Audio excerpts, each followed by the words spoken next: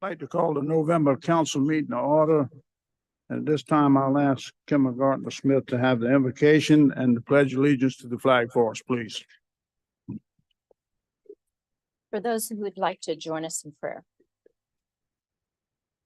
Dear Heavenly Father, we thank you so much for being here tonight. We thank you for this week. We thank you for our town.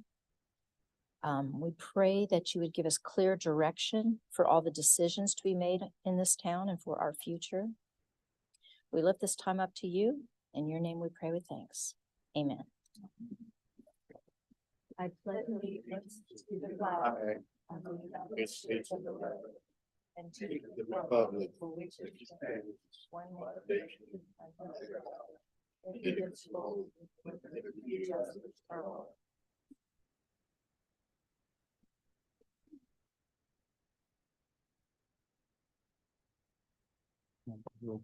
Yes, sir. Mr. Mayor, we've got two proclamation presentations. The first one is Native American Heritage Month, and I believe we have Lisa and some folks who can come on up, please.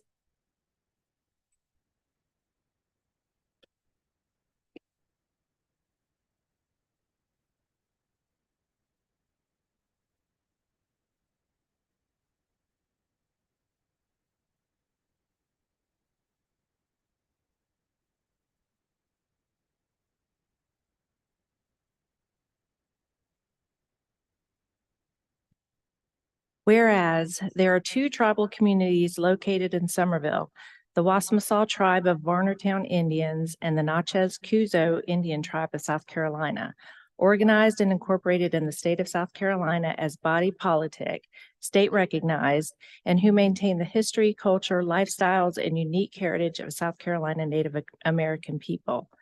And whereas embracing the spirit of unity, the Wassamasaw Tribe of Varnertown Indians has upheld their ancestral heritage through a deep connection to the environment and a commitment to the passing down of the wisdom of their elders. Their resilience and cultural vibrancy enrich the fabric of our community. And whereas, similarly, the Natchez Kuzo Indian Tribe of South Carolina, with a legacy rooted in the Palmetto State, brings forth a heritage of strength and perseverance. Their cultural contributions and dedication to preserving their identity inspire us all. Whereas we honor individuals such as Catherine Kitty Springs, the only woman of Native American descent to have a monument erected in the state of South Carolina in her honor, Dr. John Glenn Creel, the first Native American doctor to serve the Native communities, and Geneva Varner Clark, who proclaimed her heritage and culture and is documented at the United States Library of Congress. And whereas this proclamation serves as a testament to our commitment to honor, respect, and learn from the diverse indigenous cultures that have shaped the identity of Summerville. Now, therefore, does Ricky Waring, Mayor of the Town of Summerville, along with the Summerville Town Council, hereby proclaim November 2023 as Native American Heritage Month.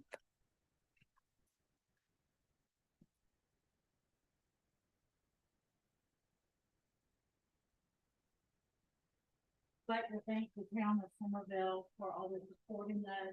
We want to use this month as a education outreach to the communities. So no, we're still here and we're still in the community and we're still a vibrant community. So thank you again, and thank you to the town for the presentation of our population. Thank you.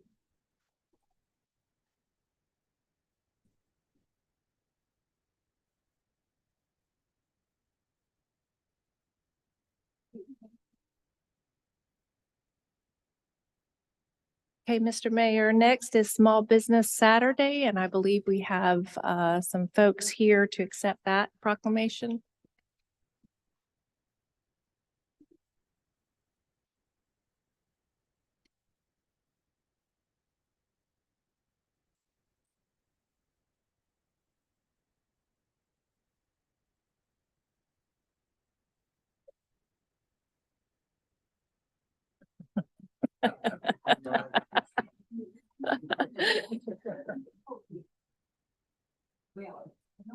We're here. Okay, Mr. Mayor, a proclamation. Whereas small businesses are the backbone of our local communities, contributing to the vitality and economic well-being of our neighborhoods. And whereas the contributions of small businesses to our local economy are immeasurable, creating jobs, fostering innovation, and enhancing the unique character of our communities. And whereas the spirit of entrepreneurship exhibited by small business owners is a testament to their determination, creativity, and resilience. And whereas Small Business Saturday, celebrated on the first Saturday after Thanksgiving, is a day to recognize and support the vital role of small businesses in our local and national economy. And whereas Small Business Saturday is a time for citizens to show their support by shopping local, dining local, and engaging with the diverse array of products and services offered by small businesses. And whereas the collective support of our community for small businesses not only stimulates economic growth, but also fosters a sense of unity and shared purpose. Now, therefore, does Ricky Waring, Mayor of the Town of Somerville, along with the Somerville Town Council, hereby proclaim November 25th, 2023 as Small Business Saturday.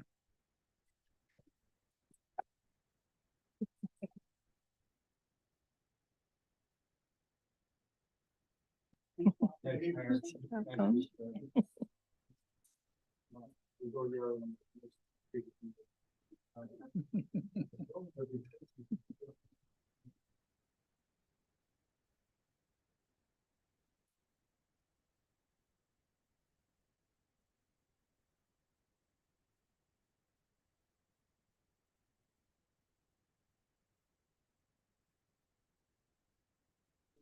Yes, we'll do that.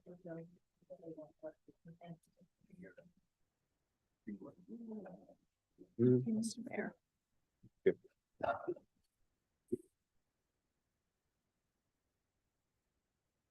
We'll have our minutes of the last three meetings we had. Can I get a motion? We accept those. Mayor, I'll make a motion that we approve minutes from section 4A, B, and C unless somebody has an amendment. I'll second that, Mr. Mayor. The motion on the floor, we accept the meetings from October 12th, October 30th, and November 6th. Any discussion on this? If not, all in favor signify by raising your right hand, voting aye. Aye. Opposed likewise, the ayes carry. At this time, I'm going to open the floor for public comments.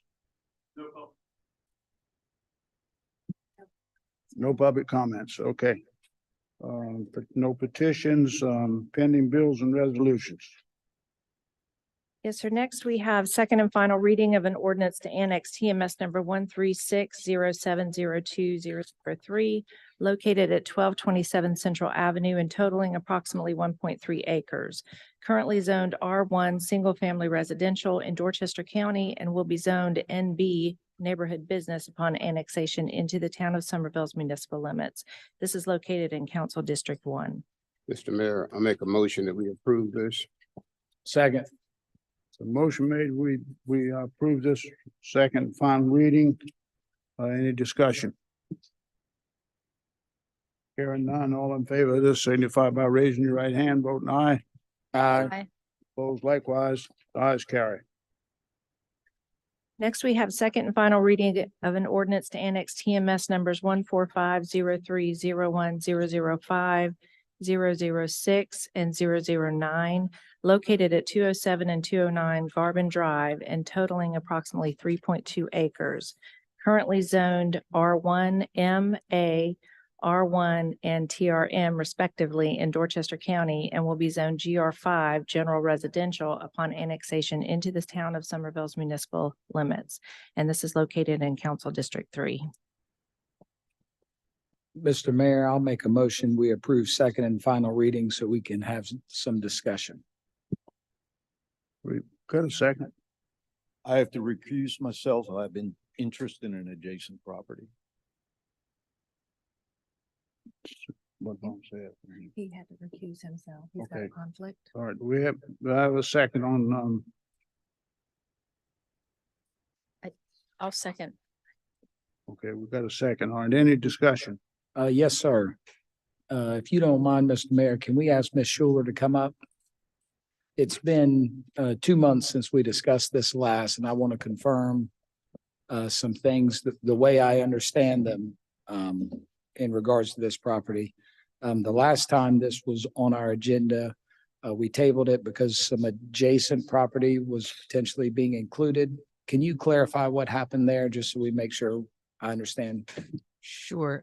There was a small strip that cut through 006 and 009 that was connected to the property that fronted Gahagan Road. And that strip was to be basically the property lines abandoned and combined with the adjacent properties. And that had been the plan all along. They just hadn't gotten to the point where that had been recorded yet. That has now been recorded, both in plat and deed. Okay. And I know that we followed up with SCDOT to verify if signals could be included, and without turn lanes, that was not going to happen. And Correct. If- They would not even do a study unless there were turn lanes from all directions. okay, and then also you confirmed that no townhomes would be allowed on this property with the current recommendation of GR5 zoning. That is correct. The GR5 does have a condition to allow for townhomes, but that's only if they take up an entire block face. This is not organized into blocks, so that condition would not apply. Okay. And we discussed also that if this were to not be annexed into the town, the likely zoning designation in the county would be R2.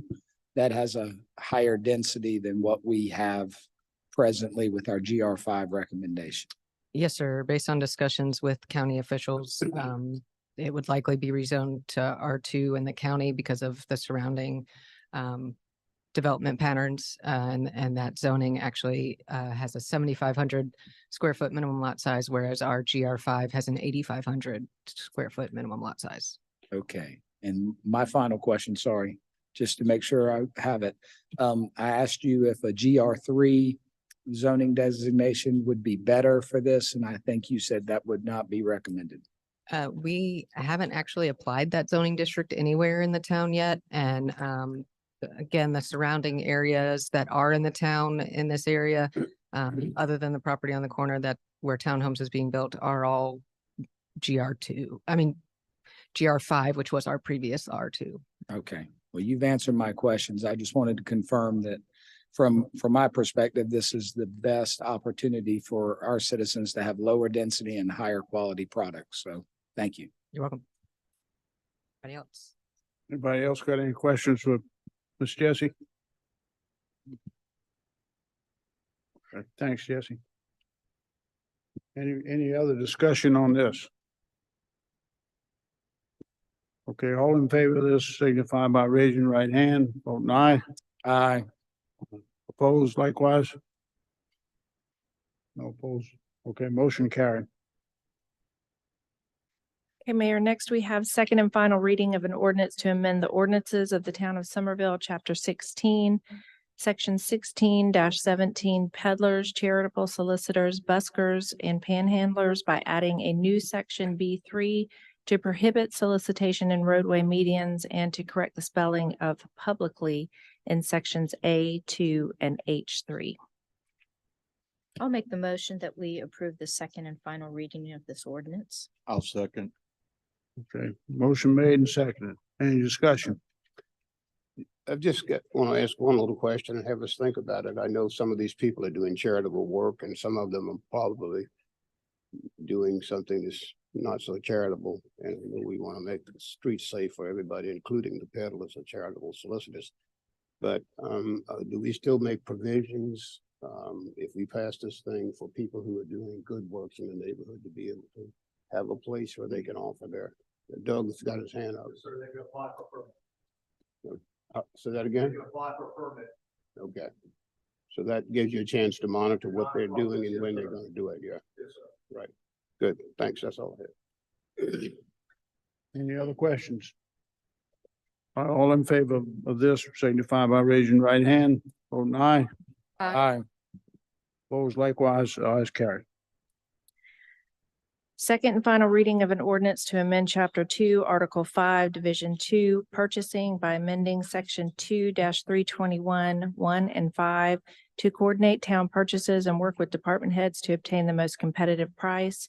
Amending Section 2-322 to increase the purchasing limits of department heads, division heads, and town administrator, to designate persons to authorize contracts, to provide a functional methodology for contract change orders, amending Section 2-323 to increase procurement levels and process, to add a new section to govern requests for proposals, to add a section to govern requests for qualifications, amending Section 2-324 to increase the level for which competitive bidding is required, to revise the exception methodology, to define professional services, amending Section 2-326 to provide responsibility to the bidder to obtain local vendor status, amending Section 2-327 to clarify appeals may be made to the Court of Common Pleas, First Judicial Circuit, St. George, South Carolina, and to delete Section 2-328 in its entirety.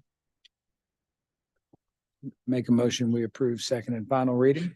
A second. Okay, motion made and seconded. Any discussion?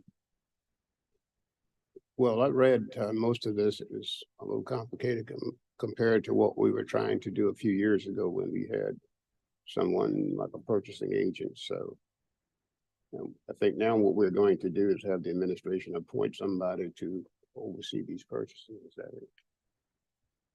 Yes, sir. We will have somebody designated as a purchasing agent.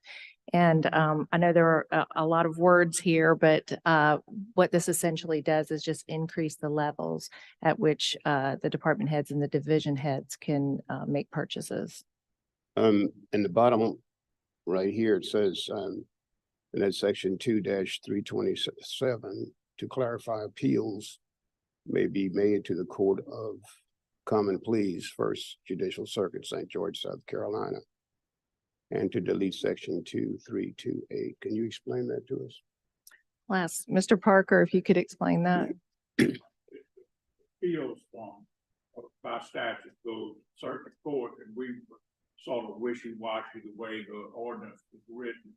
So I wanted to firm that up if they're appealable circuit court common pleas in St. George. Deleting Section 2-328 in its entirety. That section has been incorporated into the other amendments, so it was repetitive and no longer needed. Okay, I think that clarifies it. So this Section 2-328 is just redundant, so you don't need it, so you just took it out, right? Any more questions on D? If not, all in favor signify by raising right hand. Vote aye. Aye. Opposed likewise, the ayes carry. Introduction of bills and resolutions. Yes, sir, Mr. Mayor, we have first reading of an ordinance to rezone TMS number 13709010110 located at 733 Central Avenue, totaling approximately 0.23 acres and owned by Gene Clark Haygood from GR5 General Residential to NB Neighborhood Business, and this is located in Council District 1. The Planning Commission held a public hearing and made a recommendation for approval at their meeting on October 16th, 2023. The Planning and Development Committee voted to move this item to full council with a recommendation for approval at their meeting on November 6th, 2023. Mr. Mayor, I'll make a motion that we give this first reading. Second. All right, motion made, seconded, we give first reading on this, and any discussion on that? If not, all in favor signify by raising your right hand. Vote aye. Aye. Opposed likewise. The ayes carry. Next, we have first reading of an ordinance to amend the Somerville Unified Development Ordinance, UDO, Chapter 13, Administration and Procedures, Section 13.3.3, Board of Zoning Appeals. The Planning Commission held a public hearing and made a recommendation for approval at their meeting on October 16th, 2023. The Planning and Development Committee voted to move this item to full council with a recommendation for approval at their meeting on November 6, 2023. I'll make a motion that we approve this. Second. I have a question, maybe I know and I don't know, but all of the boards and citizens voluntary groups that work for us. We should have 7 people on each board or commission, right? I think by making this change, it does make everybody 7 members. So how did the BZA get to 5? So we previously, at prior meeting, recommended the change to 7 members for BZA. It had always just been 5. I'm not sure why. But it got changed previous meeting, and then we realized that this section still referenced 3 votes being a majority, which is no longer the case. So we had to remove this section and have it refer back to where it just talks about a majority vote for all the boards. So we will rectify that by making an appointment that there are 7 people to serve that board, right? Yes. Yeah, okay. But I'm just wondering how it got to 5 people. But, Yeah, I'm It's not just sure been why that it way. was 5 instead of 7. Mhm. You were probably here then, you just don't remember. You've been here the longest. Volunteers. I remember when it came up, but I just Yeah. wondering how it got down to 5 people. Any other questions on that? Any concerns? Okay, all in favor of this signify by raising your right hand, vote aye. Aye. Opposed, likewise, ayes carried. Next, we have first reading of an ordinance to amend the Town of Somerville Code of Ordinances, Chapter 20, Planning and Development, Article 3, Development Standards, Section 20-72, Bicycle and Pedestrian Advisory Committee. The Planning Commission held a public hearing and made a recommendation for approval at their meeting on October 16th, 2023. The Planning and Development Committee voted to move the item to full council with a recommendation for approval at their meeting on November 6, 2023.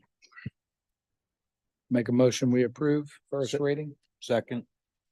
Okay, motion made and second. Any discussion? Here none, all in favor signify by raising your right hand, vote aye.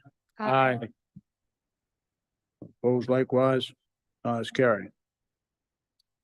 Next, we have first reading of an ordinance to amend Chapter 24, Streets, Sidewalks, and Other Public Places, Article 1, Section 24-2, to add a new section so as to provide that the Somerville Police Department and/or the Somerville Fire Department may, with the approval of council, place signage on town-maintained roads regulating and restricting parking and the flow of traffic. I'll make a motion, we approve this. I'll second that, Mr. Mayor. Okay, motion made and seconded. Any discussion? If not, all in favor signify by raising your right hand, vote aye. Aye. Opposed likewise, ayes carried. Mr. Mayor, next under miscellaneous, we'll have an after-action report on the Somerville High School football stadium occupancy. And Chief Wright is going to make that presentation. All right, chief. Okay. Exactly. Chief Melcher. Good evening. Obviously we had a occupancy issue with the football game, October 27th. Which resulted in us closing the gate so we wouldn't allow anyone else to enter the stadium. One of the biggest issues we identified the Monday, we met with DD2 the following Monday. It was a very good meeting. One of the biggest questions we all had was, what is the actual occupancy of the stadium? No one could answer that question. Not the fire department, not DD2, anyone. There was a number that's always been thrown around. It was 10,000.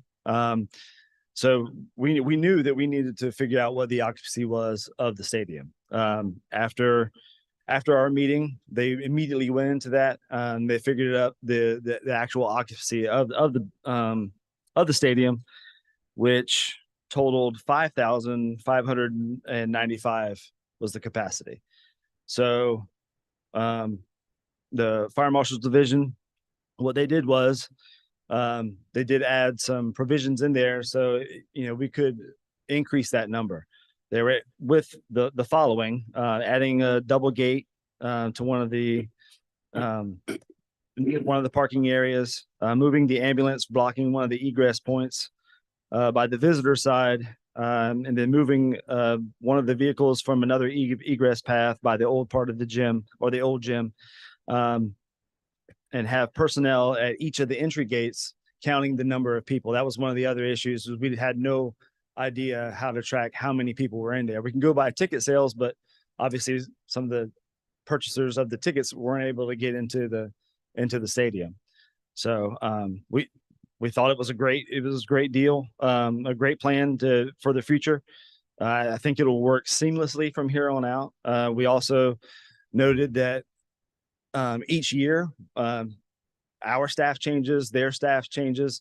We like to get together before football season each year to get everybody on the same page, to make sure that this type thing doesn't happen again. We want nothing more than to have a great working relationship with DD2 and Somerville High School. We're all about public safety, but we also, we want everyone to be able to enjoy and have a good time at the football game as well. So, any questions? I mean, it was pretty cut and dry in the meeting. I know it was a long week. It was a long weekend. But yeah, I think moving forward, I don't see us having any issues. And if we do, we'll do the exact same thing. We'll come up with a meeting the following Monday. And that'll pretty much be it. They're going to let us know on Friday at 4 p.m. on Friday where they stand in ticket sales. So a lot more communication, a lot more open lines of communication. And even at the football stadium, we're going to have a unified command. So be a member of the PD, member of the fire department, and a member of the school staff. Those three people will be together. So them together, they'll collectively be able to make a decision before, something abrupt or without communicating with the others. So I think, like I said, I don't see where we could go wrong from here on out. So, Mr. Mayor, I just want to thank both chiefs for prioritizing our public safety above popular opinion at the time. That I know that's a tough decision, and I applaud y'all for that. And I thank you for giving an after action report, working with the school district to improve ways to keep folks safe. So thank you. Yes, sir. Very much. Absolutely. Good. Thank you.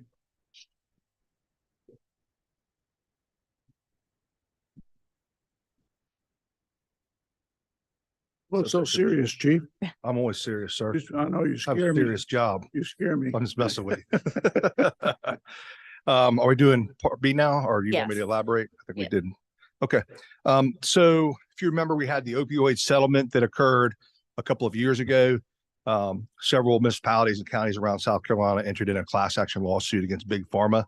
And it was settlement that was yielded to the town of Somerville and as well as them. That drawdown is coming to a time where we need to go ahead and draw down for the first part of that more money.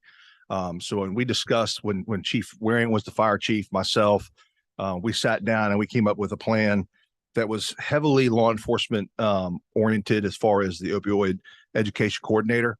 But basically with this settlement, and I know GW's over there, help me out if I need it, but the settlement is to help pay back for overtime, Narcan usage, just you name it, the trucks and apparatus, police cars responding to the calls for service. Unfortunately, this country's in a terrible pandemic, an epidemic when it comes to fentanyl overdoses, and we're seeing them pretty much regularly, almost on the daily. We're getting to these calls, and I know I've talked about it before, but they are literally blue and at death's door.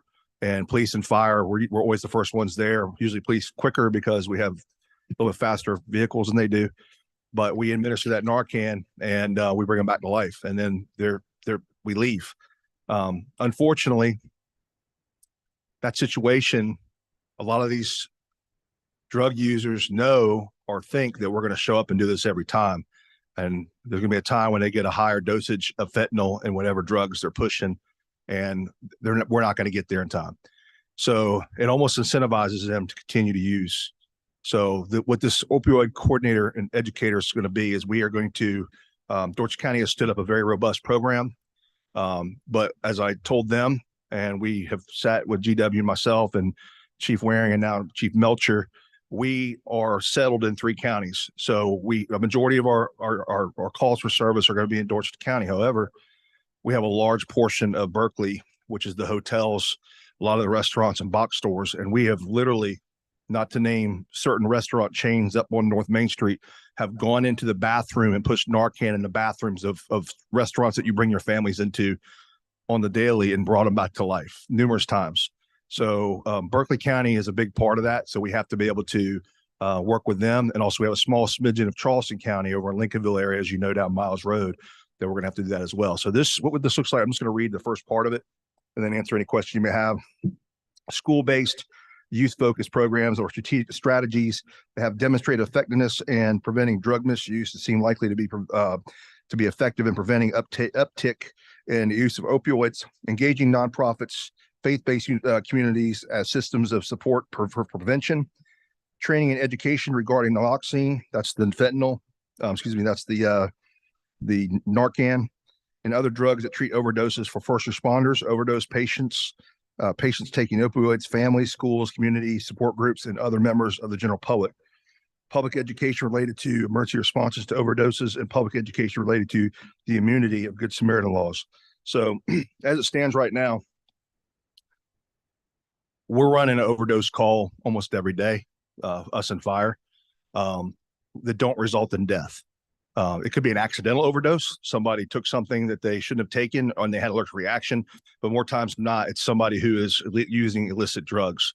And if we have an overdose, when we get to the scene, we do not charge them because of the way that the law is read. We don't charge them. We collect the evidence for destruction, and part of this is education so that they don't do this again and re-incentivize. So what this position would do would be a police officer who would work with the fire department.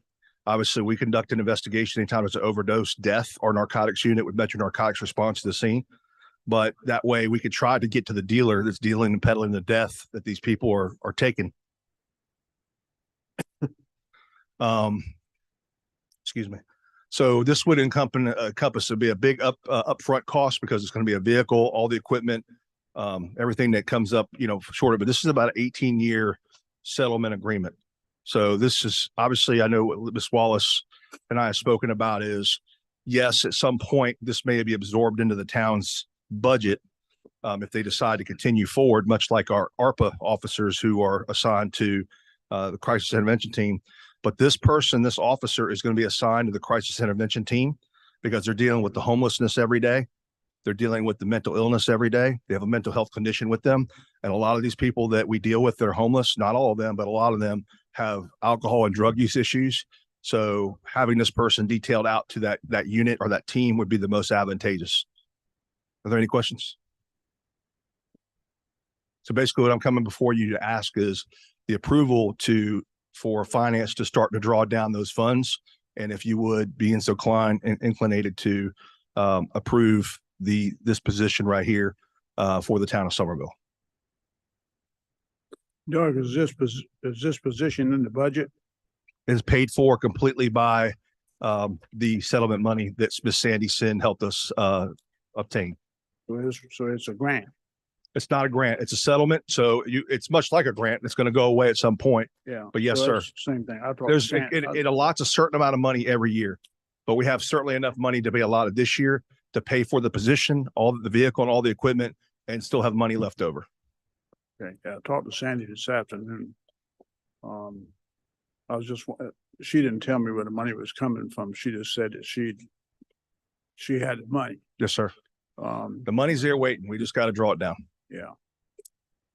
Now, is this going to be a reoccurring thing, you think, that she's going to be able to give us each year? The money is in a pot, and the way I understand it, and GW, correct me, we already know how much is going to be given this year. We already know how much is going to be given next year. And am I correct on that? So it'll cover everything, the officer's salary. Obviously, they're also going to be working for the fire department as well to make sure that they're getting the naloxone that they need for them to make sure, because it expires and it has a shelf life. So. Mr. Mayor, GW, what do we need from an action standpoint to initiate this effort? The way I understand it, Chief Wright has, drafted a, program, to improve what he has done. I'll mail it to y'all. Is state committee, they meet once a quarter or right after the first, we have forgotten how many times they meet. And then we submit the drawdown request, then they approve our plan and approve the drawdown. I have provided Ms. Sin with a copy of this last year when she came here before you. So she looked at it and told me she felt like this was well within the guidelines, which are very strict, by the way, for how this money is utilized. Most of the Chief Wright's plan. And I'll send it to you. Wright's plan. Second. Okay, we got a motion on the floor in a second. Any more discussion? Lisa, you got? anything? Okay. Okay, and no discussion? All in favor of this signify by raising your right hand, voting aye. Aye. Opposed likewise, ayes carried.